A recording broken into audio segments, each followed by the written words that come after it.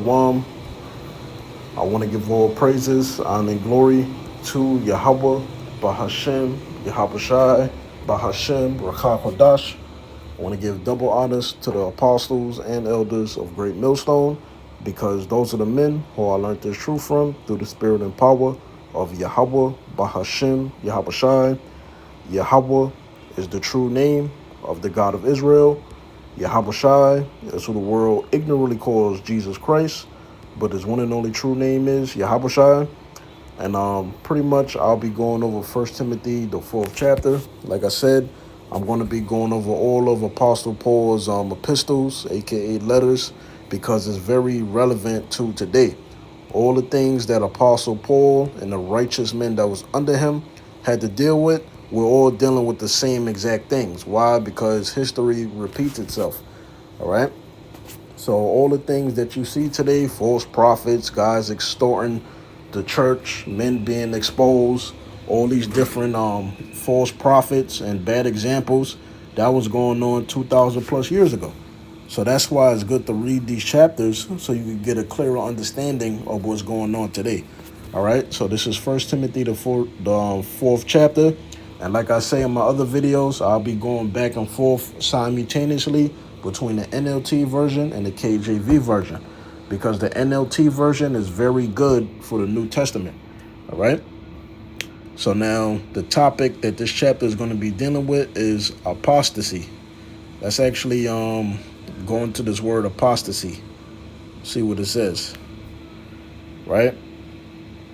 It says, apostasy, the abandonment of a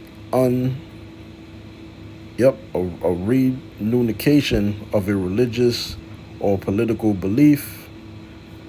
Let's see what else it could say.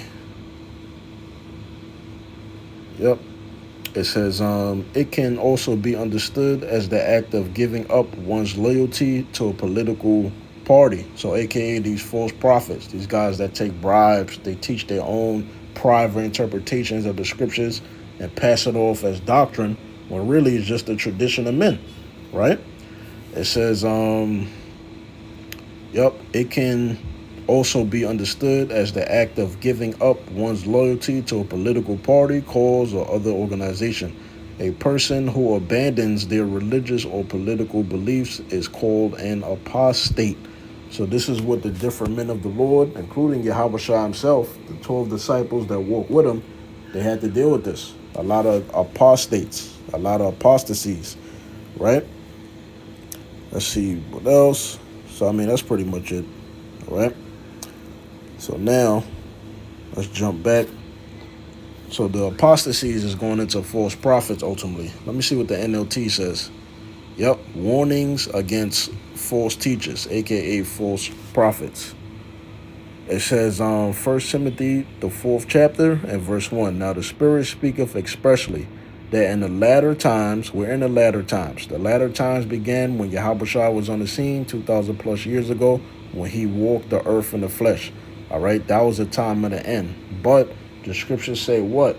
That the deadly wound was healed, meaning that the ancient Roman Empire, the nation that was ruling over it, which was the nation of Edom, the so-called white man in Zebulon, they were back in rulership from the point of the Renaissance all the way up until right now. All right. So Rome has been revived in the form of America ultimately, but as well as the EU that makes up what? This beast system that we're all under. All right. So we're in the latter times. So it says, some shall depart from the faith. The same thing was going on back during that time. You had men that walked with Apostle Paul, all right? And then they went back into the world. A good example of that is a man named Demas, all right? You read in one chapter, he was with Apostle Paul, he was teaching, he was with him, right? Then another chapter, it'll say, Demas hath forsaken me, loving this present world. What's the examples you see today? Guys, they was in the truth for a long-ass time, right? Men that was in the camp for a period of time, and then they get disenchanted. They go back into the world. Why? Because they don't want to bear their cross. They don't want to put off their selfish desires. All right?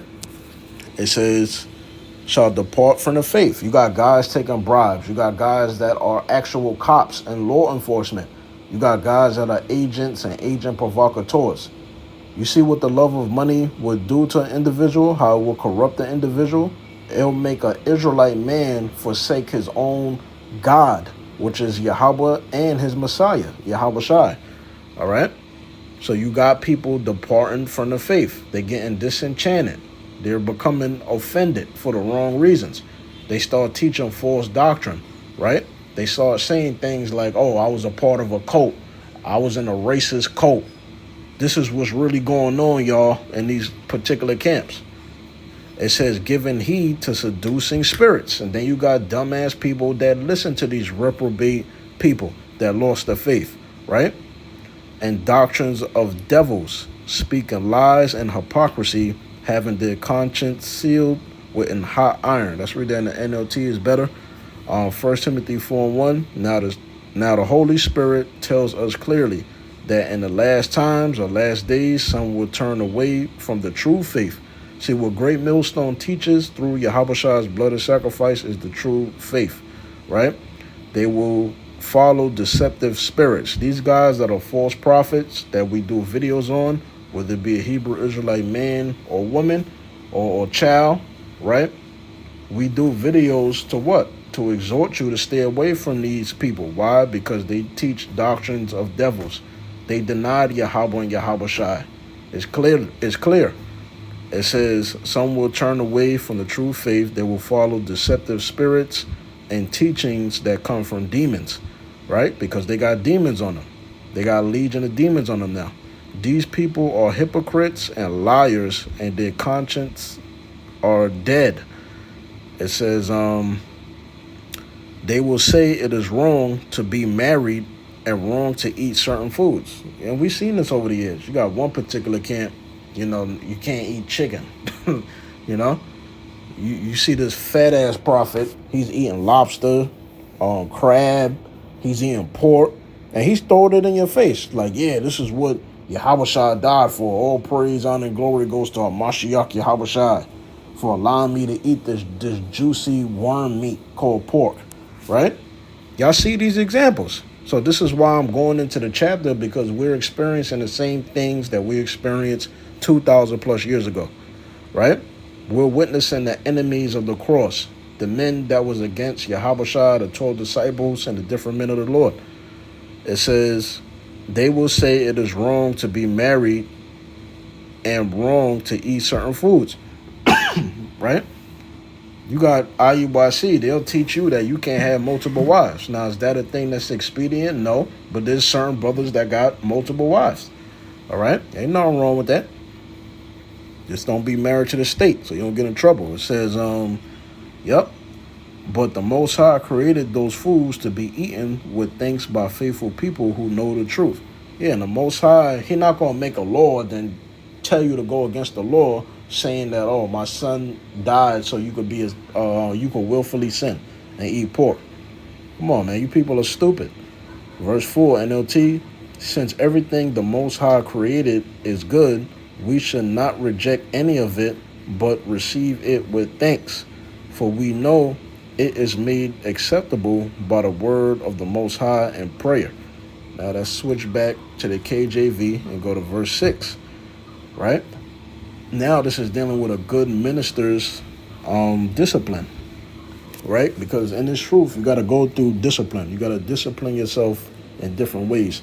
It says, if thou put the brethren in remembrance of these things, thou shalt be a good minister of Yahushua Mashiach, nourished up in the words of faith and of good doctrine, whereunto thou hast obtained.